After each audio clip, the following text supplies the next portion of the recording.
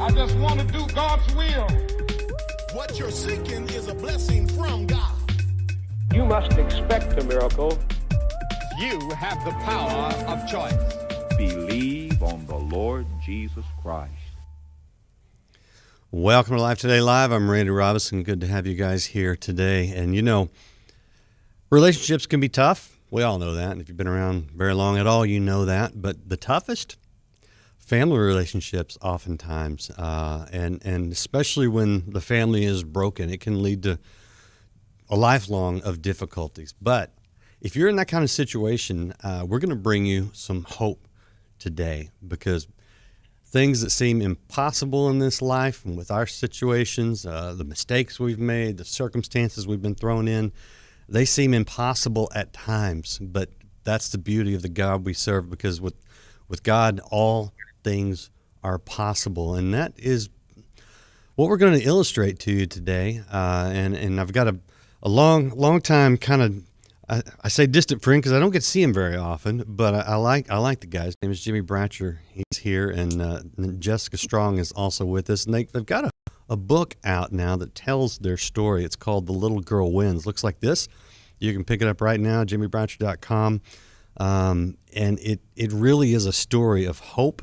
But here's the thing you need to know. The path is oftentimes difficult and rocky and maybe even a little bit painful, but it's worth it. It's worth it. So with that, I welcome you to the conversation. Chat is open if you're watching in a place that has chat enabled. If you're watching live, if you're watching the replay, we always welcome you as well. Jimmie and Jessica, great to have both of you on Life Today Live. We are thankful. We are glad to be here.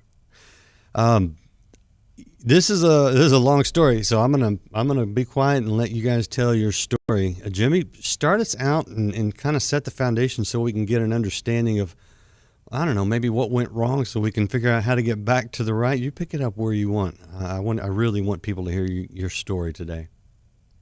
Well, in 1971, I was a selfish, out of control 17-year-old, and I was dating a girl off and on. And one night she came to me and said, "I'm pregnant."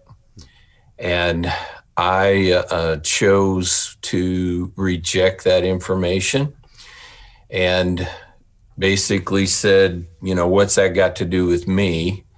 And that was that. And so I didn't hear anything from her from that point on.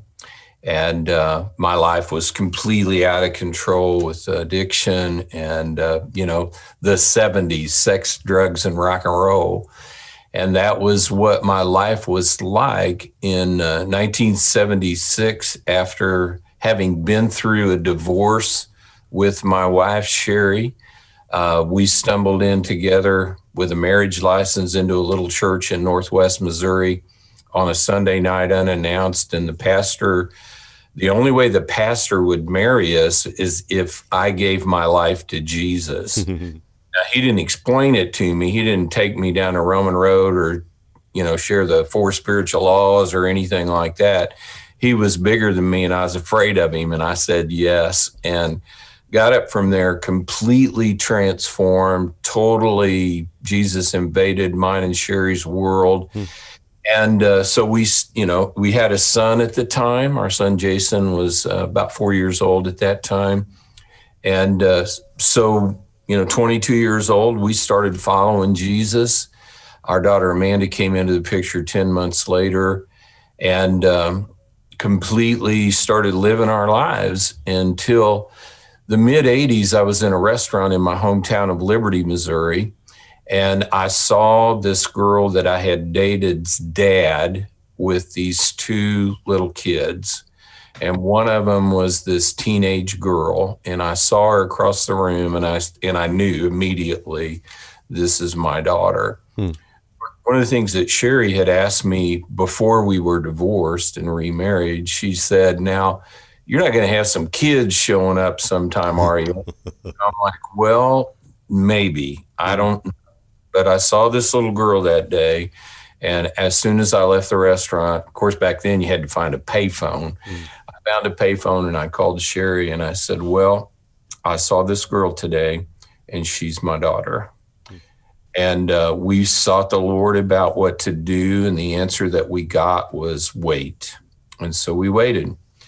And so fast forward, so we pursued, raised our kids, went into full-time ministry, did all of those things. And on Father's Day, 2009, I was speaking at a large church in St. Louis, Missouri. There were about 6,000 people there. And there was this girl in the audience. She didn't know us and we didn't know her, but she was so impressed with what was going on in the service that she began to communicate to her big sister on the East Coast. After church was over, she called her on the phone and started telling her all about this incredible preacher that she heard on Father's Day. And her sister said, well, that's great. Well, why don't you tell me his name and I'll look him up online. And her little sister said, well, his name's Jimmie Bratcher.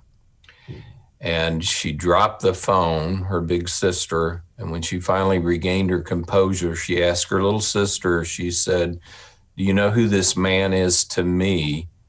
And she said, no. And her big sister said, well, he's my dad. And so that began a process of her little sister appealing to their mother to reach out to me.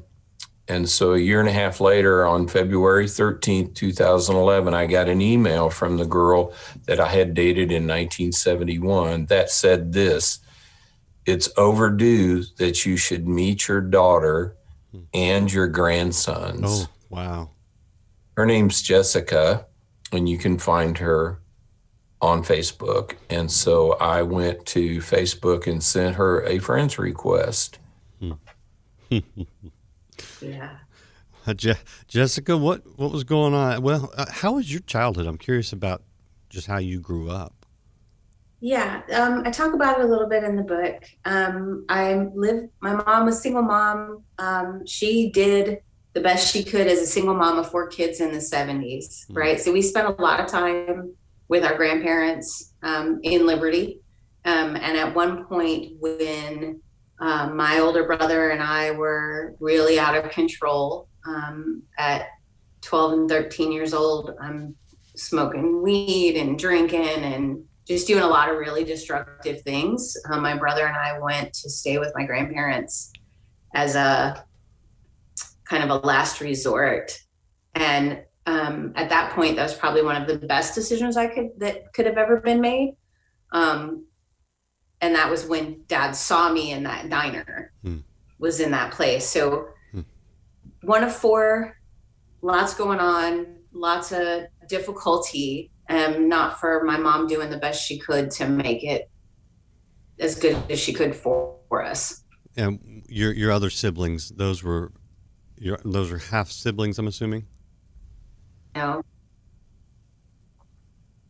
I am having some All right, Jimmie, can you hear me all right? I can hear you fine. Okay, you can hear me. Is that the only child you had out there, Jimmie? Yes. Okay. Okay. Yes. So, yes. Go ahead, and we got Jessica back. Go ahead and pick up the story where we left off then. Yeah. So 2011, at this point, I am married for the second time. I have 2 stepkids and 2 kids of my own. It's the middle of the Daytona 500 and my husband's a big NASCAR guy. And I get a Facebook friends request from Jimmie Bratcher and I show it to him. And aside from being insulted that I've interrupted the Daytona 500, he says, "Isn't that your dad?" I said, "Yeah." He said, "Well, what are you going to do?" I said, "Nothing, nothing." And kind of freaked out. And I got in the truck and I drove in to go to the store for, I don't know what, and I'm not sure how I got there. But the first call that I made was to my mom. And she says, "What are you going to do?" I said, "I don't know." She said, "Well, you don't have to do anything if you don't want to." Sure. And everyone around me said, "This is all in your hands. He's on your timeline." Yeah, and that's I think that's true. Did you grow up, Jessica, with a sense of abandonment, with resentment towards a man you didn't know? What was sort of your emotional state by the time you? Yeah, Yeah. that's a good question.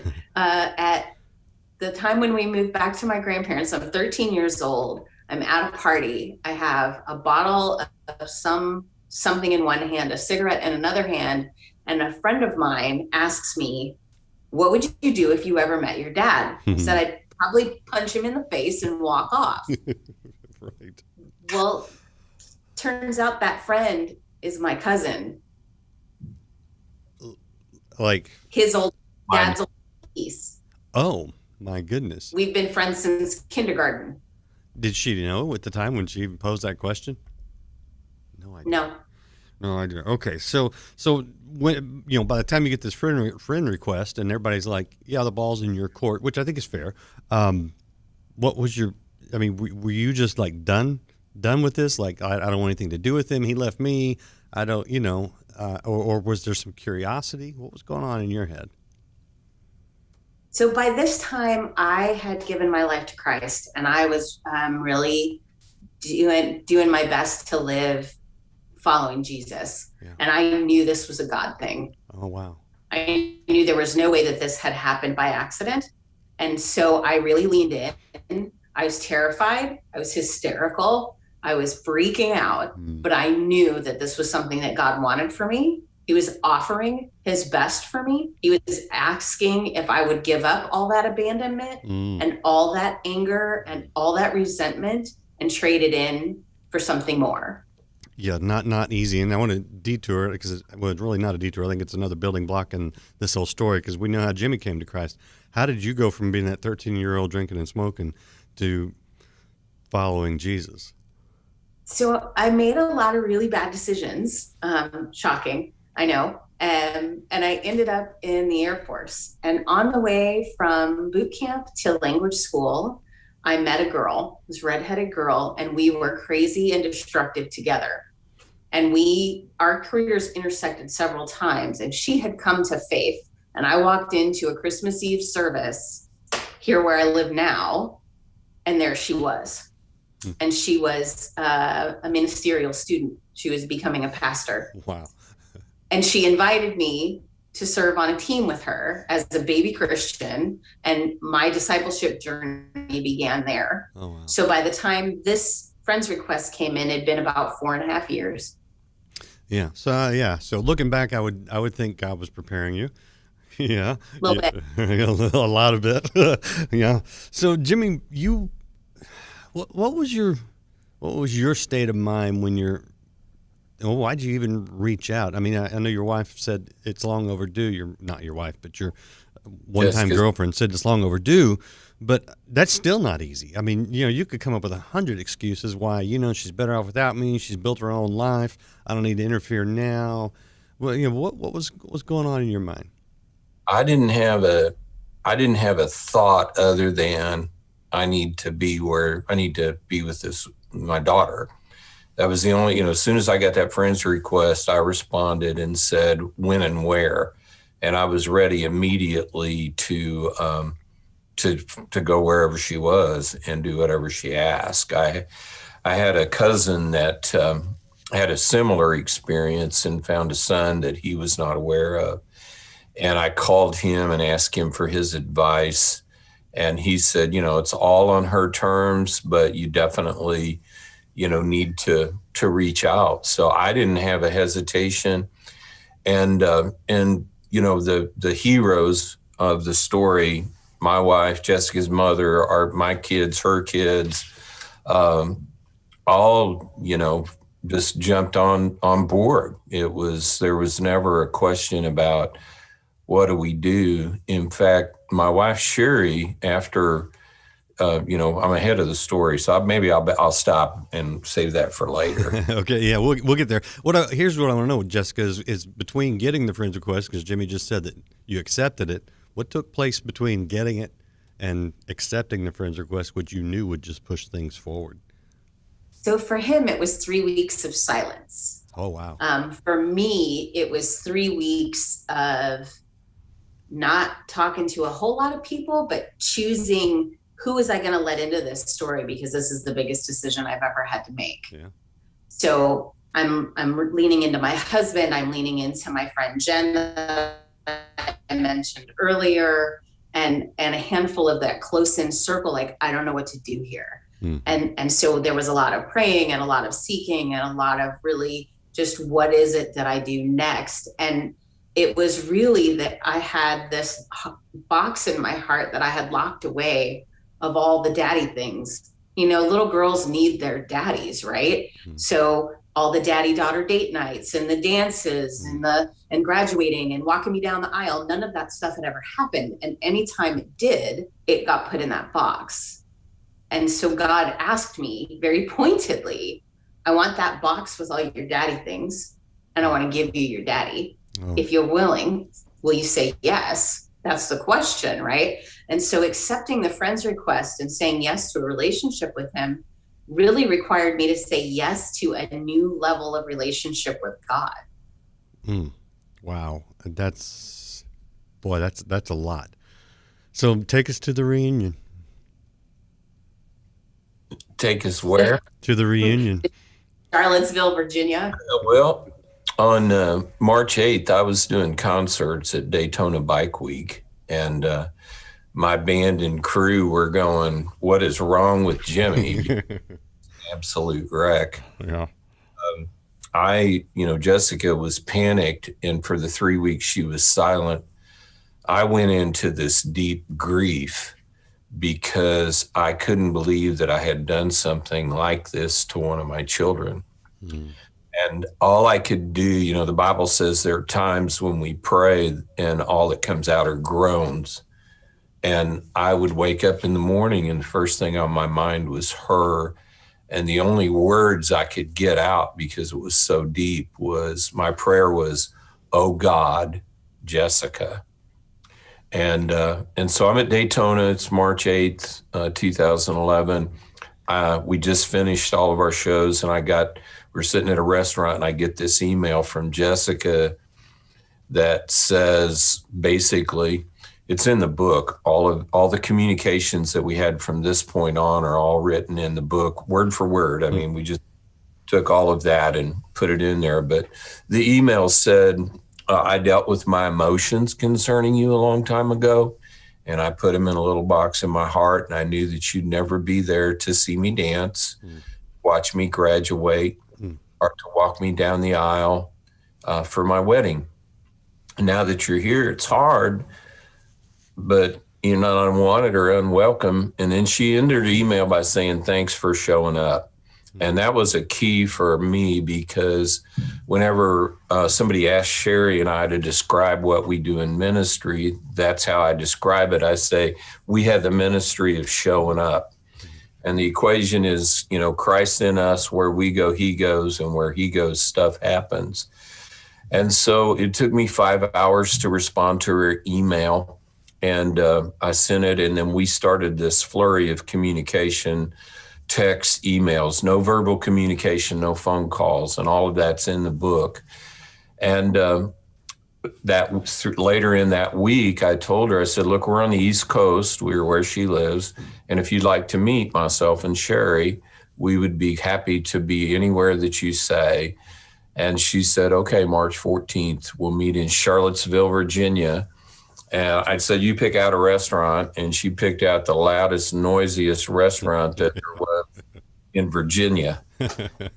So we pull into the parking lot, and here is Jessica and her husband, Leroy. And I tell you about Leroy, their last name is Strong. And so his official title is First Sergeant Leroy Strong, retired Marine Corps drill instructor of the year. And I'm going, this dude is packing. I know he's packing. And but we pulled in, and there they were, standing there in the parking lot. And Sherry and I got out of the van. And I tell people, it's like, I don't use words like hi or hello and a greeting, because I'm too cool for that. So I'll do something like, hey. And I had made up my mind that I was not going to, I hadn't heard her speak. I hadn't heard her first words. And every parent knows, you know, it's like you wait for that with your babies. It's like, what are they going to say? When are they going to say mama or daddy? And so I'd made up my mind that I wasn't going to speak until she spoke. And so Sherry and I got out and we walked up to him and stood face to face. And it was so shocking because it was like I was looking in the mirror. And I stood there waiting for her first words. Jessica?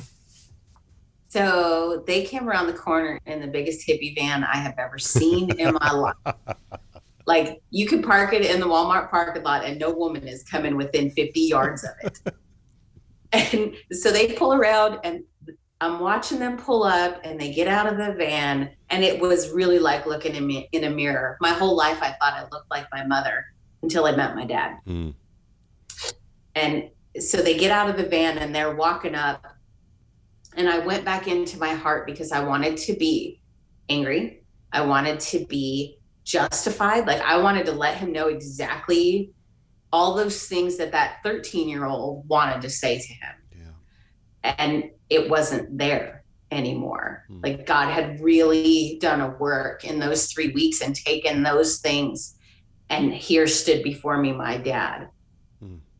And so he walks up to me and he's waiting, and it was so awkward and I didn't know what to do. And I just looked at him and said, hey, I'm a hugger.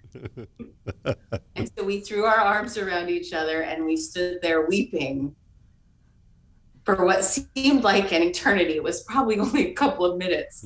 But Mom and Leroy are like, hey, let's go inside. Let's continue this conversation in there. And so we went in and I told her, I said, look, I'm not asking. Sherry had got a gift for her and she gave her that gift. And then I told her, I said, look, I'm not asking anything from you, but sometime I want to ask you to forgive me. And she reached across the table and grabbed me by the arm and said, but you're here now and we can't change the past. So we're cool. Wow. Okay, man. Such. Woo. Okay. I want to show people real quick because you guys have alluded to this. Jimmie, you introduced yourself as a preacher, which creates one image in people's mind. And I'm not saying you don't preach. I know you do. But this is Jimmie's website, JimmieBratcher.com. And you see him holding that guitar. So just for a little background, when Jessica's talking about the hippie van, you know, Jimmie is in, I think it's fair to say, in the vein of like a Stevie Ray Vaughan. And so when he's playing these street festivals, Biker Fest, I mean, he looks like one of these blues rock kind of guys, because he is, and he's actually very, very good. He won't say this, but I'll tell you, he's got guitars behind him. You see that? The dude can play. And I'm Jessica, I mean, you guys are military. It's interesting to me that you got Jimmie, this musician, this bluesy, you know, hippie kind of guy, as you describe him, and you two are military. Kind of culturally, you guys are miles apart, and you live in different parts of the country, but yet that connection was there. What did this do for you? I mean, I know that it's an emotional thing, but what does this do for you as a little girl who grew up without her dad being there? So a lot of those little girl things that I had put away, right? I made a lot of bad choices. I went in the military because I had put myself into a situation where I didn't have many options left. I had burned all of the relational bridges in my life at that point, and I had to do something different, right? And I am now, I mean, I sing now. I haven't sang in years and years and years, right? So I'm on the worship team in our church. I'm also a preacher and a pastor. And I've been working for the Department of Defense for 30 years, and that's ending so that I can be in full-time ministry, right? Wow. So there's that. And then there's the willing to accept that, yeah, I am kind of that hippie kid. I'd way rather be barefoot than have shoes on. I've got long hair, like, I don't quite fit the mold. I'm a little bit goofy, and I'd rather be goofing off than being all serious and wearing a suit. That's I love it. That's funny. Now, here's a tough question, Jimmie, because you're having to face this woman who has a life, and yeah, there's the emotion and the gratitude, but did you, and maybe do you still, fight some sense of guilt and shame for not being there? The first time Jessica and the family, all of her boys, we had them back just a few weeks after we met here at our home in Kansas City. And Jessica and I and Sherry and my son Jason were sitting talking, and Jason said to me, because that year, first year we met, was all I did was weep. I just, I realized the scripture that says eye is not seen, ears not heard, kind of thing that God's prepared for us. And Jason looks at me and he goes, Dad, you got guilt and shame in your life. And I said, no, I don't have that, but I do have regret. And you're going to have to give me that. And they attacked me like a pack of, hungry dogs or something. And Jessica finally said, look, I'm not going to live my life that way, and I don't expect you to live your life that way, so you need to get over it. Wow. So it doesn't make sense. I mean, here's this negative emotion, and I'm saying I want to hang on to it like a badge of honor, and she's not expecting that, and my wife's not expecting that, and so I had to let it go. And, we look back at our relationship. The first time we went to church together was Easter Sunday that year. And Jessica brought me a gift. I'll show it to you. And it was a daddy mug. It has daddy names all over it. And it was full of Zero candy bars. It's kind of an obscure candy bar. It's my favorite candy bar. Of course, she didn't know that, but it's her favorite candy bar. We're sitting there talking, and she reaches up and puts her hands on my face. And what she said describes our relationship. And this was only just a few weeks after we met. She looks at me and you want to say it, Jessica? Yeah. I mean, I walk down the stairs and there's nobody else up, and it's quiet in my house, which it's never quiet in my house. And I was able to just take a moment and look him in the eye and say, it's like you were always here. So that's the thing that God did, right? Is that he took all those places broken, those things that were dysfunctional, and all those things that were out of alignment, and pulled it perfect again. It's like my siblings, like Jason and Amanda, like we've always been siblings. We act like it. Like we pick on each other, we tease each other, as if we'd always been together. Yeah, you cut out a little bit, but you said that these things were made whole, and that's what I want people to hear, that God can do. Now, it doesn't happen for everyone because not everyone approaches it the way you two guys approached it. But now, I mean, we're 11 years out, and you guys have started really telling your story, oftentimes together, which, by the way, if you're in a church position and you're looking for musicians and speakers and someone to talk about reconciliation, you can invite Jimmie and Jessica to your church. The website for that is JimmieBratcher.com. That's the book. I meant to click on this right here, JimmieBratcher.com. But what do you tell people that are in situations where their family is broken? They want what you've got, but they just don't know how to get there. Well, we ask them to do something. Whenever we tell the story, we're sharing this for a reason. And that reason is we want to ask you to do something. What? We don't know what that is. First of all, to hear the Lord, but to pray. And for some people, that's it. For some people, it'll be wait. For some people, it will be make the phone call, do the research, and step out. But don't allow fear to stop you from trying to make that reconciliation. That's what held us bound, for years, for decades, really. And until we were both willing at a place to step up and say, we're going to go forward. So we just ask people to do that, to pray, to hear the Lord and follow that journey.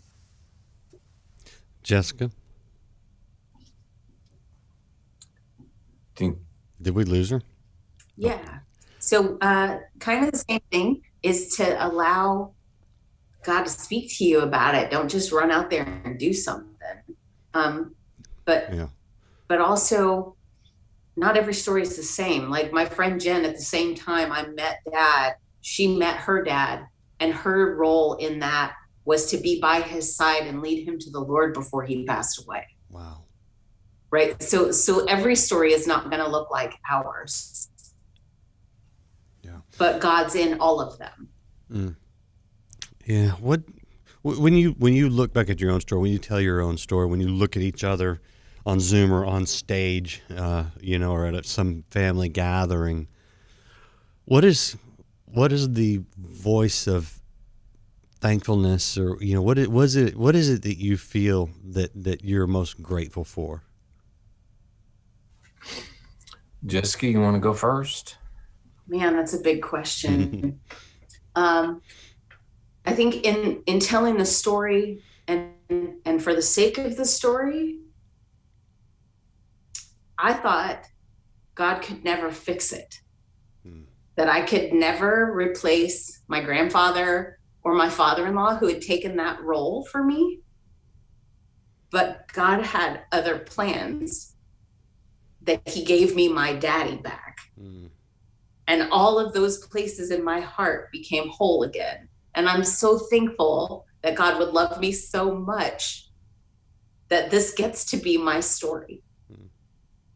Yeah, and for me, I always considered that I qualified for the blessings of God from when I received him forward in my life.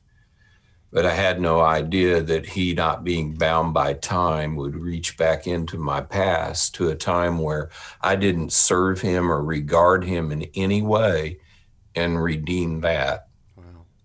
And so the gratitude that we have, and it's not, for our relationship is incredible, but the entire family.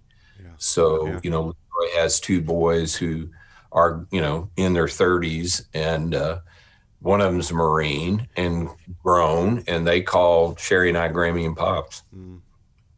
Jessica's oldest, Aaron, first time I saw him was on stage at church playing guitar in a youth group. And their son Jacob, but both of my kids, Sherry said it like this. Sherry and Amanda both separate without knowledge of what the other one said. Sherry said, as we were going to meet Jessica and Leroy, she said, we have a great life, we have a great marriage, we have a great family, but something's always been missing. And Jessica and Leroy and the boys are it. And so we're family, this isn't a ministry thing. It can become that, but the important part is that we're family. And that's why it took us 11 years to write the book. Well, I'm glad you guys did. And I really appreciate you guys sharing it. I want to show people the book, The Little Girl Wins. And you can pick that up at Jimmie's website, JimmieBratcher.com. You can reach him there, and Jessica, ministering with him as they can, and we'll do more and more of apparently now in the future. So that's beautiful. But Jimmie and Jessica, thank you for sharing your story. I mean, man, this is huge. And Jimmie, your point about even redeeming the parts of our lives where we weren't pursuing God, we weren't seeking him. I think people need to hear that. I really need to hear that. Is there anything I missed? Anything either of you want to ask before I let you go today? All things are possible to him that believes. And I would just encourage people to have faith. Jessica? Yeah, I got that one. I echo that one. I mean, it was almost 40 years before we met. Wow. It's a long time to wait. Yeah. But here it is. And it's good. It's beautiful. It is beautiful. It is beautiful. What a beautiful story. Now, you guys out there watching, you might know someone that needs to hear this, that needs this encouragement, that maybe just needs a little lift, a little push to show up, as Jimmie says. Please hit share. And of course, if you haven't liked or followed Life Today TV, I would invite you to do that. But man, what a beautiful story. I appreciate both of you guys so much. Thank you for sharing your story. And appreciate all you guys out there watching and supporting what we do here to bring you these words of encouragement, these stories of God working in people's lives. He can work in yours too. That's what he wants to do. So keep coming back. We got more for you next week. Check out The Little Girl Wins. You can pick it up at JimmieBratcher.com. We'll see you again next time here on Life Today Live. Whether they believe it or not. We float on the vast, limitless sea of divine mercy.